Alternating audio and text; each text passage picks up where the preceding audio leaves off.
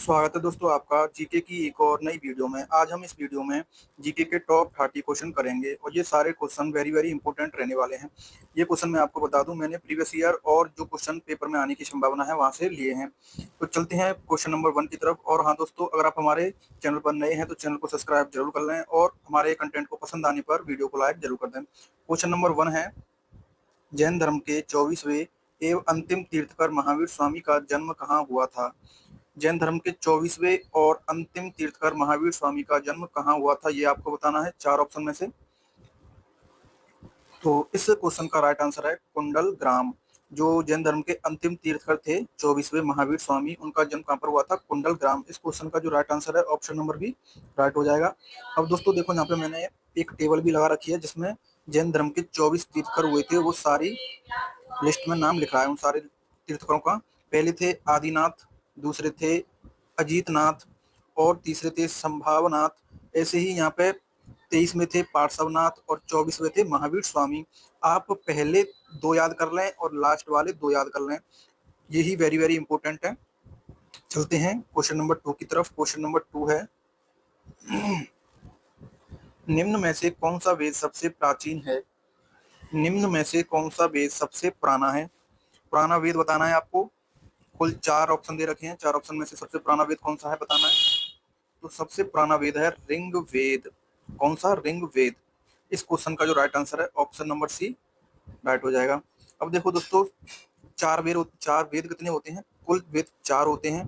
पहला होता है ऋग्वेद, दूसरा होता है सामवेद, तीसरा होता है अथर्ववेद और चौथा होता है यजुर्वेद।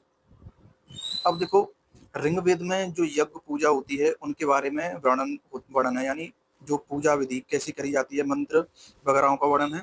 और सामवेद में जैसे जो हमारे गाने होते हैं उन गानों का सारे गामा जो पूरी राह है, सामवेद में मिलेंगे आपको उनका वर्णन।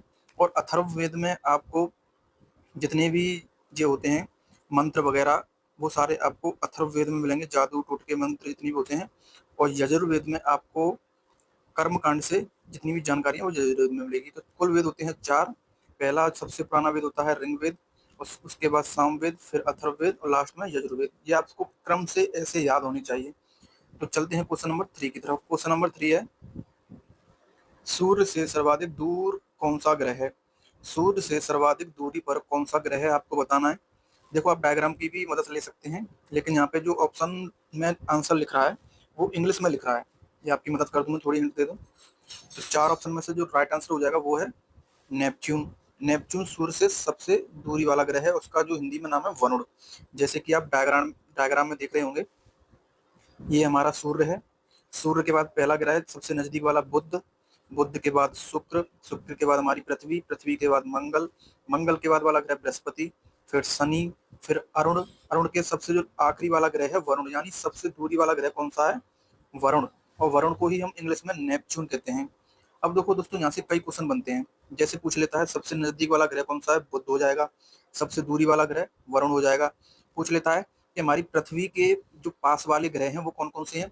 तो पृथ्वी के पास वाला एक तो शुक्र हो जाएगा और एक मंगल, यानी शुक्र और मंगल के बीच में ही हमारी पृथ्वी है। एक क्वेश्चन पूछ लेता है कि सबसे बड़ा ग्रह कौन सा है? तो सबसे बड़ा ग्रह आपको दिख रहा होगा साइज में भी, बृहस्पति।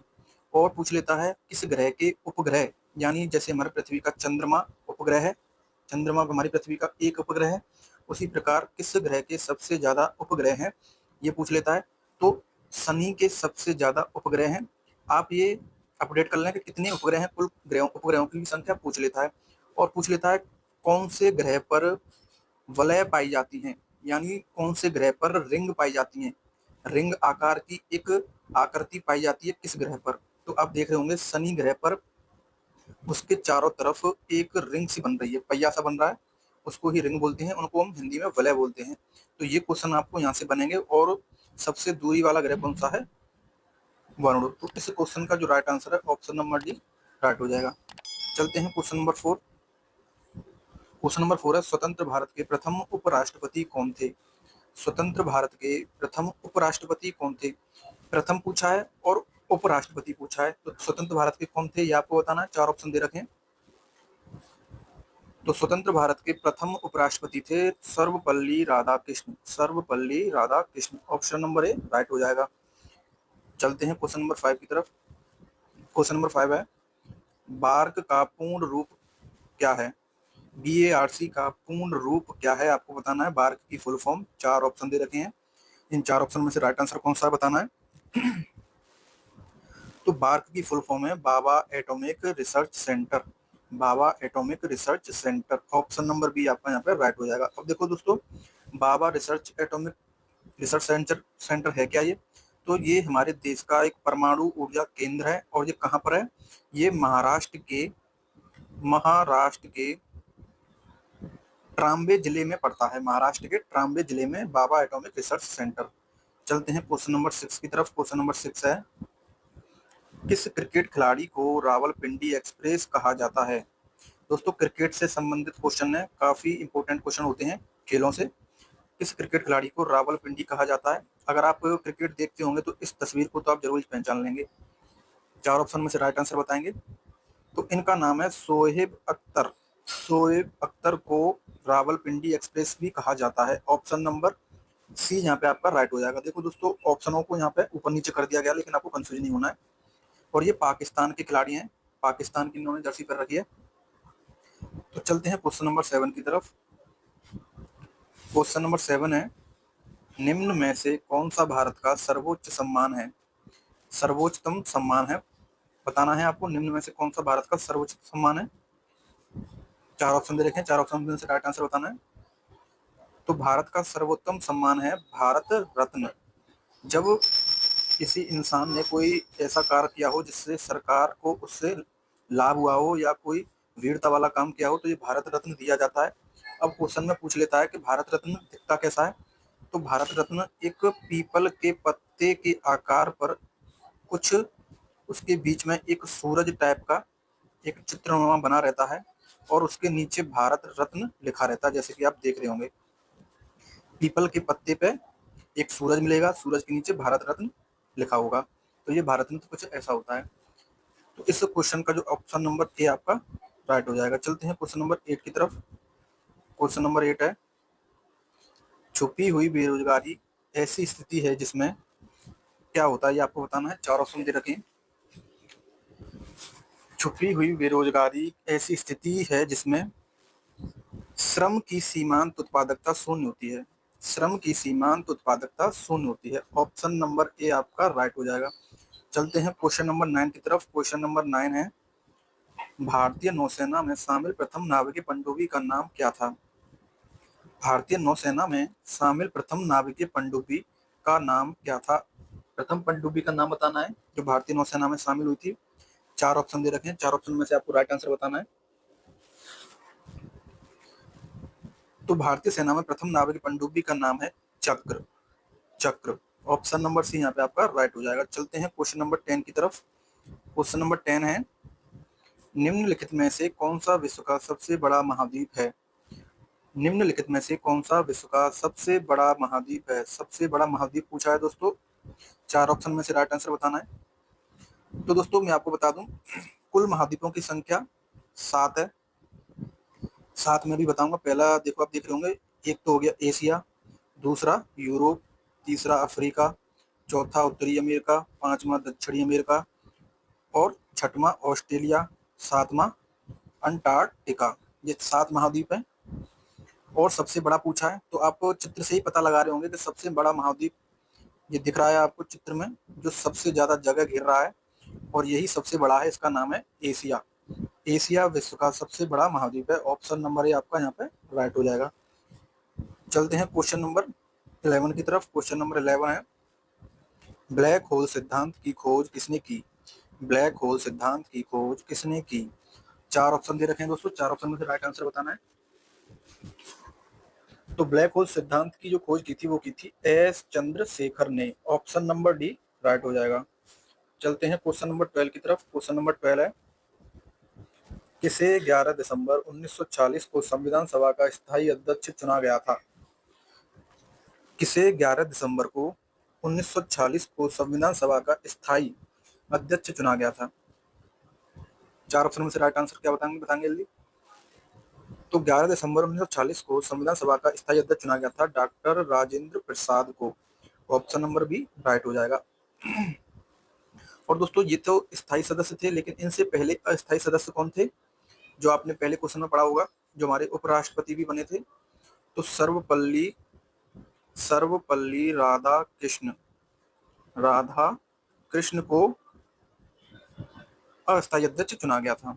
चलते हैं क्वेश्चन नंबर 13 की तरफ। क्वेश्चन नंबर 13 है, प्रतिवर्ष विश्व भर में संयुक्त राष्ट्र दिवस कब मनाया जाता है? संयुक्त राष्ट्र संघ को हम यूएनओ भी कहते हैं, यूनाइटेड नेशन ऑर्गेनाइजेशन। इसकी आपको दिवस का तिथि बतानी है, कब मनाया जाता है। तो 24 अक्टूबर को संयुक्त राष्ट्र दिवस बनाया जाता है। ऑप्शन नंबर सी राइट हो जाएगा। अब देखो दोस्तों, मैंने दिवस से लेकर कुछ क्वेश्चन बन जाते हैं, पेपर में पूछ लिए जाते हैं, तो मैंने जितने भी इम्पोर्टेंट दिवस थे उनकी एक टेबल लगा दी है। जैसे 12 जनवरी को राष्ट्रीय युवा दिवस मनाया जाता है, 15 जनवरी को भारतीय सेना दिवस, 26 जनवरी को गणतंत्र दिवस, 28 फरवरी को विज्ञान दिवस, 8 मार्च को अंतर्राष्ट्रीय महिला दिवस, 15 मार्च को विश्व उपभोक्ता दिवस, 22 मार्च को विश्व जल दिवस, 7 अप्रैल को विश्व स्वास्थ्य दिवस, 22 अप्रैल को पृथ्वी दिवस, 1 मई को अंतर्राष्ट्रीय श्रमिक दिवस, 31 मई को विश्व तम्बाकू निषेध दिवस, 5 जून को विश्व पर्यावरण दिवस, 21 जून को अंतर्राष्ट्रीय योग दिवस, 11 जुलाई को विश्व जनसंख्या दिवस, 15 अगस्त को स्वतंत्रता दिवस, 5 सितंबर को शिक्षक दिवस, 8 सितंबर को अंतर्राष्ट्रीय साक्षरता दिवस, 14 सितंबर को हिंदी दिवस, 2 अक्टूबर को गांधी जयंती, 8 अक्टूबर को भारतीय वायुसेना दिवस। तो टोटल जितने भी दिवस थे मैंने आपको यहाँ पे बता दिए, जो सारे वेरी वेरी इंपॉर्टेंट है, इनको आप जरूर से याद कर लें। चलते हैं क्वेश्चन नंबर 14 की तरफ। क्वेश्चन नंबर 14 है, बुद्ध चरित्रम नामक पुस्तक के लेखक कौन है? बुद्ध चरित्रम नामक पुस्तक के लेखक कौन है? 4 ऑप्शन दे रखे हैं, 4 ऑप्शन में से आपको राइट आंसर बताना है। बुद्ध चरित्रम के लेखक कौन है? बुद्ध चरित्रम के जो लेखक हैं दोस्तों, बताना है आपको। तो अश्वघोष बुद्ध चरित्रम के लेखक हैं। ऑप्शन नंबर बी आपका यहाँ पे राइट हो जाएगा। चलते हैं क्वेश्चन नंबर 15 की तरफ। क्वेश्चन नंबर 15 है, खालसा पंथ के संस्थापक कौन थे? खालसा पंथ के संस्थापक कौन थे? 4 ऑप्शन दे रखे हैं। तो खालसा पंथ के संस्थापक थे गुरु Gobind Singh. Guru Gobind Singh, option number C यहाँ पे आपका राइट हो जाएगा। अब देखो दोस्तों, सिख धर्म के जो 10 गुरु हुए थे उनकी मैंने एक यहाँ पे टेबल बना रखी है, उनके 10 के भी नाम दे रखे हैं। पहले गुरु थे गुरु नानक, इन्होंने ही सिख धर्म की स्थापना की। दूसरे गुरु थे गुरु अंगद देव, तीसरे थे गुरु अमरदास, चौथे थे गुरु रामदास, 5वें थे गुरु अर्जुन देव, 6 वाले गुरु थे गुरु हरगोविंद, 7वें नंबर के गुरु हर राय, 8वें नंबर के गुरु हरकिशन, 9वें नंबर के गुरु तेग बहादुर और 10वें नंबर के थे गुरु गोविंद सिंह। इन्होंने ही खालसा पंथ की शुरुआत की थी। चलते हैं क्वेश्चन नंबर 16 की तरफ। क्वेश्चन नंबर 16 है, 1 माइक्रोन बराबर होता है। 1 माइक्रोन किसके बराबर होता है ये बताना है आपको। तो 1 माइक्रोन 0.001 मिमी के बराबर होता है। ऑप्शन नंबर बी यहाँ पे आपका राइट हो जाएगा। चलते हैं क्वेश्चन नंबर 17 की तरफ। क्वेश्चन नंबर 17 है, विद्युत मोटर में विद्युत ऊर्जा किस ऊर्जा में रूपांतरित होती है? विद्युत मोटर में विद्युत ऊर्जा किस ऊर्जा में रूपांतरित होती है? 4 ऑप्शन में से राइट आंसर बताना है। तो विद्युत मोटर में विद्युत ऊर्जा यांत्रिक ऊर्जा में रूपांतरित होती है। ऑप्शन नंबर बी यहाँ पे आपका राइट हो जाएगा। देखो दोस्तों, ऑप्शन यहाँ पे हमारे ऊपर नीचे कर दिए, लेकिन आपको कंफ्यूज नहीं होना है। चलते हैं क्वेश्चन नंबर 18 की तरफ। क्वेश्चन नंबर 18 है, निर्वात में यदि 3 वस्तु लोहा, कागज और लकड़ी को एक साथ गिराया जाए तो सबसे पहले नीचे कौन आएगा? अब निर्वात की बात हो रही है। निर्वात में यदि हम 3 वस्तुओं को, जैसे पहली लोहा, दूसरा कागज, तीसरी लकड़ी को हम एक साथ गिराएं तो सबसे पहले नीचे कौन आएगा ये बताना है आपको। और निर्वात में गिराई जा रही है दोस्तों। निर्वात का मतलब होता है किसी जगह जहाँ पर हवा, वायु, पानी कुछ नहीं होता है, वहाँ पर कोई भी गैस नहीं होती है निर्वात में, उसी को हम निर्वात बोलते हैं। जैसे अंतरिक्ष, ये देख रहे होंगे यहाँ पे, ये अंतरिक्ष में एक हमारे जो वैज्ञानिक हैं वो उड़ रहे हैं, तो अंतरिक्ष में पूरा निर्वात होता है। तो निर्वात में जो सारी चीजें गिराई जाएंगी वो सभी एक साथ गिरेंगी। अब सभी एक साथ क्यों गिरेंगी? क्योंकि निर्वात में कोई हवा और कोई भी गैस नहीं होती है, इसलिए सारी चीजें एक साथ गिरेंगी। अब आप कह रहे होंगे कि लोहा तो बहुत भारी होता है, कागज हल्का होता है, लकड़ी भी हल्की होती है, पर लोहा सबसे पहले गिरना चाहिए। नहीं, निर्वात में सारी चीजें एक साथ ही गिरती हैं, क्योंकि अगर वहां पे हवा होती तो पहले लोहा गिरता। निर्वात में से हवा निकल गई, गैसें निकल गई, तो वहां से दाव कम हो गया। कम क्या, बिल्कुल ही खत्म हो गया दाव। चलते हैं क्वेश्चन नंबर 19 की तरफ। क्वेश्चन नंबर 19 है, कार्बोरेटर किस इंजन में होता है? कार्बोरेटर किस इंजन में होता है? 4 ऑप्शन दे रखे हैं, 4 में से राइट आंसर बताएंगे। तो दोस्तों कार्बोरेटर पेट्रोल इंजन में होता है, पेट्रोल इंजन में। ऑप्शन नंबर ए आपका यहाँ पे राइट हो जाएगा। चलते हैं क्वेश्चन नंबर 20 की तरफ। क्वेश्चन नंबर 20 है, निम्न में से कौन सी मैग्नीफाइंग ग्लास की भांति प्रयुक्त होता है? निम्न में से कौन मैग्नीफाइंग ग्लास की भांति प्रयुक्त होता है, बताना है आपको। कौन सा राइट आंसर हो जाएंगे बताएंगे। तो इसका राइट आंसर है अभिसारी लेंस मैग्नीफाइंग ग्लास की भांति प्रयुक्त होता है। अब दोस्तों देखो, हमारे टोटल लेंस और मिरर कितने होते हैं? तो देखो मिरर तो ये होते हैं, एक होता है कॉनकेव मिरर और एक होता है कॉन्वेक्स मिरर, और लेंस होते हैं concave lens, convex lens. Concave mirror होता है अगर हम किसी रोशनी को इससे टकराएंगे तो वो एफ यानी फोकस पे जाके मिल जाएगी, और कॉन्वेक्स मिरर पर हम जैसे ही किसी वस्तु को टकराएंगे तो वो अपोजिट साइड में वापस लौट जाएगी। और कॉनकेव लेंस में अगर हम किसी वस्तु को इस पर डालेंगे तो वो अपोजिट साइड फोकस पे आके मिलेगी।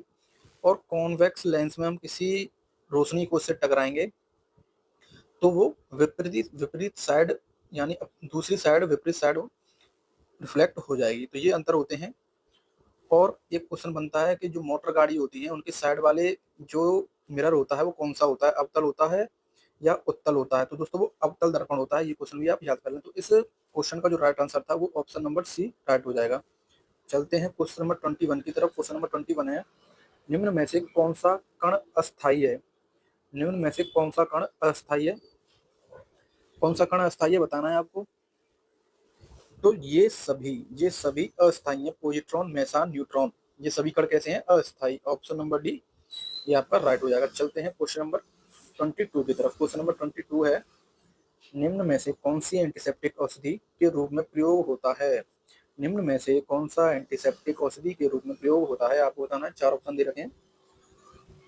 तो इस क्वेश्चन का जो राइट आंसर है फिटकरी। फिटकरी का प्रयोग हम एंटीसेप्टिक के रूप में प्रयोग करते हैं। जैसे आपने बार्बर की दुकान पर देखा होगा, जब कट लग जाता है ब्लेड से तो वो फिटकरी को हमारे शरीर पर घिसने लगता है, जिससे जो जलन है वो कम हो जाती है। तो ऑप्शन नंबर बी आपका यहाँ पे राइट हो जाएगा। चलते हैं क्वेश्चन नंबर 23 की तरफ। क्वेश्चन नंबर 23 है, लाल तप्त कौल पर भाप प्रवाहित करने से प्राप्त होता है। अब लाल तप्त कौल क्या होती है? जैसे एक लोहे की छड़ी है और उसको हमने अग्नि में इतना तपाया कि वो लाल हो गई पूरी।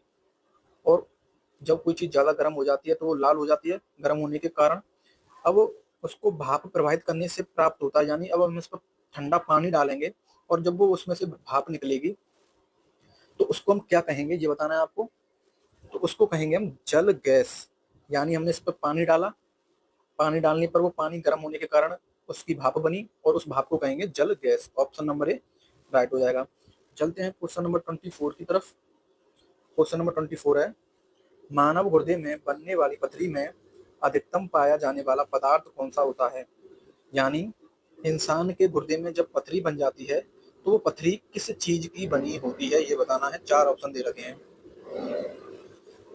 तो दोस्तों जो पथरी होती है वो कैल्शियम ऑक्जेलेट की बनी होती है। किसकी? Calcium oxalate. Option number D आपका यहाँ पे राइट हो जाएगा।